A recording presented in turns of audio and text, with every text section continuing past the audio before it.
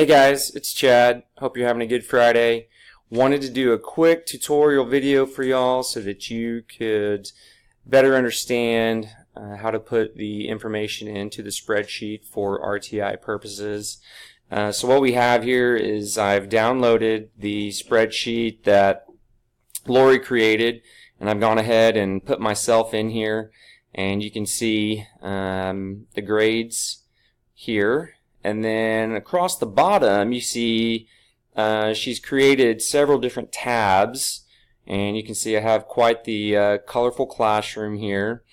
If I click on sheet number 2, I can see that Mickey Mouse here, his grades are in, but he doesn't have a name down here. Well, how did I put the name in on this tab? So I'm going to right click on sheet 2. I'm going to scroll up here to rename, and then I just type it in. Pretty simple. And then I can even change the tab color if I want to, and each person down here can have a different tab color. So you can see back over on my screen where I've put in the date from February. But then now we are going to put in today's date. So I can keep using the same screen, the same file for each entry, and I don't have to create a different one. And that way, when that gets submitted, I can see a record, a running record here, and notice any patterns that might be taking place in the student's history. And then I can go in and I can continue to submit the grades just like I have the last time.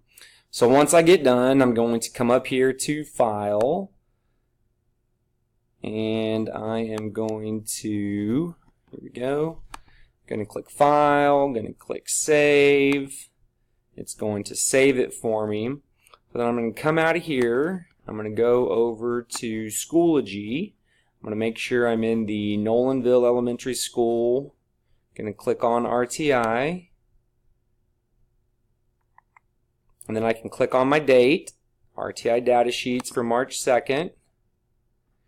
And then from here I can upload that. Now obviously this screen is a little bit different than your screen, but this is where you would upload that once you are ready to submit. So hopefully this video helps you out a little bit, helps you understand exactly how to do that, so you don't have to go through and keep creating the same document over and over again. All you need to do is keep putting the students' names into the same file, on the same file that you've always had, so that we can continue to see that running record. If you have any other questions, if it's not working for you, let me know. I'd be more than happy to help you out with that. Thank you so much. Have a good Friday.